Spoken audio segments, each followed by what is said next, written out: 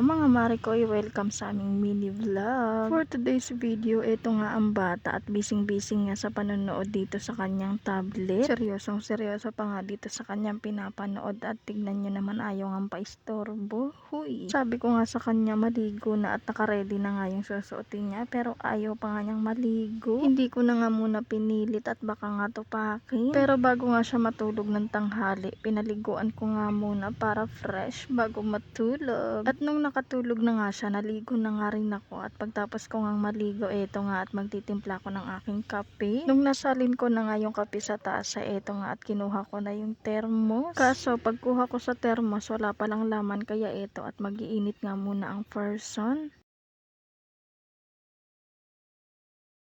Eto nga at nasalang ko na at waiting na nga lang kumulo. At nung kumulo na nga yung tubig mainit, nilagyan ko na nga rin kagad yung kape ko. At yung natira nga, nilagay ko na nga agad sa thermos. Sa manonood nito, sign mo na nga to para magtimpla ka na rin ng kape. Kape tayo mga Marikoy. At syempre habang naghahalo ako ng kape, eto nga at magmamaganda muna ako. Pansinin nyo naman yung kilay kung hindi pantay. Charot. Fast forward, kinagabihan na nga pala to. At eto nga ang bata, ayaw pa nga niyang magpalinis. At eto, nagmamaganda pa nga. Uy, charot. Sabi ko nga sa kanya, picturean ko siya, nakasama itong mga damit niya at laruan na Kuromi. Sa tiyanggi lang lahat nabili ang mga yan, o diva, for the Kuromi ang person. Nahawa na kasi siya sa atin niya na may Kuromi din, kaya eto, for the Kuromi din ang person. Cute naman kasi si Kuromi, kaya pati siya nakyutan din, kaya eto at naa-addict na nga siya kay Kuromi. Malapit niya na nga maging kamukha si Kuromi.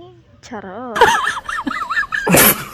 Sabi ko nga sa kanya, tumayo muna at aayusin ko nga tong higaan para nga makahiga nga siya ng maayos. Kaya eto at maglalatag na nga muna ang person.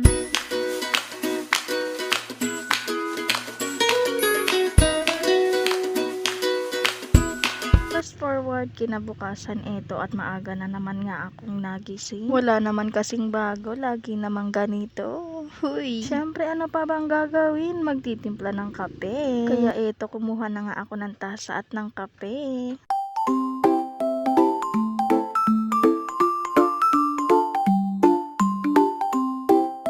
Nagpakulo nga muna ako ng tubig at nung kumulo na nga, nilagyan ko na nga rin yung kape ko. Yung natira nga, isasalin ko na nga dito sa thermos para pag may nagkape, meron na ngang mainit. Ewan ko ba, kahit late na ako matulog, ang aga ko pa rin nagigising. Kaya eto at nagtimpla na nga lang ako ng aking kape.